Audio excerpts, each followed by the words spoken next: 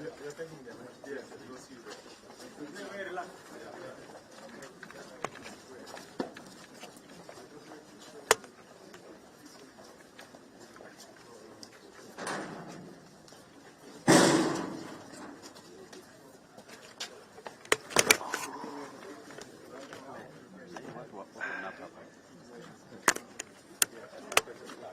So the land that we were built on is about 10 acres of land, where we have built currently and commissioned, or we have just launched half of it, which is the grain silos.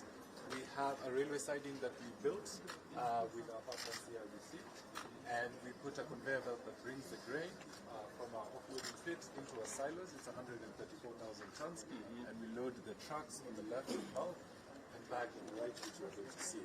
What you saw at the back, this is what we wanted to show you, is our next round of expansions. Okay. These are tanks for vegetable oil. So not only are we going to do grain, but we are adding additional commodities as this year, which is crude palm oil, which is important mainly for Indonesia.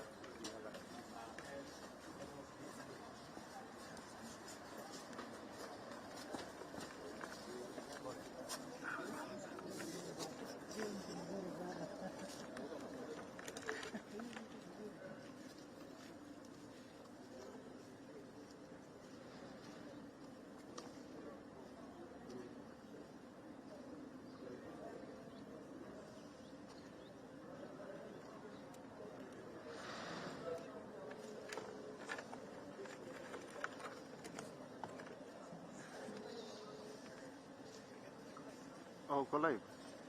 Naongelea, sawa.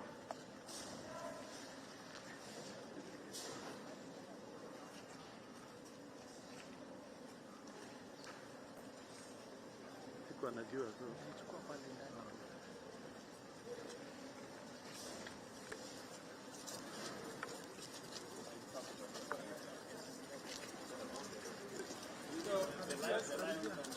Yesterday there was a kill we saw of a lion, lots of giraffe stuff, lots of pythons, but buffaloes are the ones that kill food. So this time it's done. The one you were talking about the food.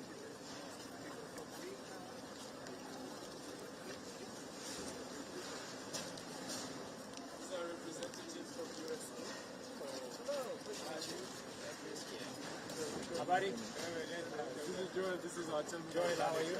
He was in Uganda for the past 6 years and we brought him back. Okay.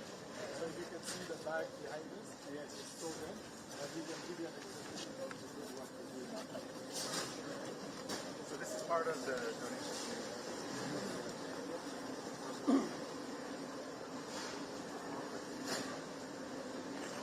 Okay.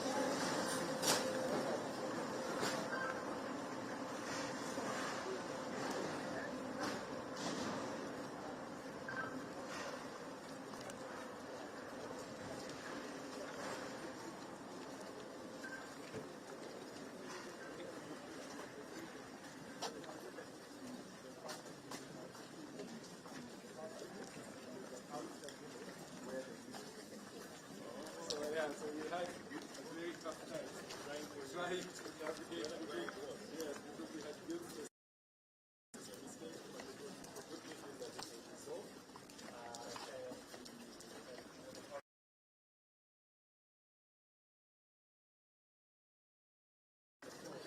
These alloys are you can segregate different types of commodities.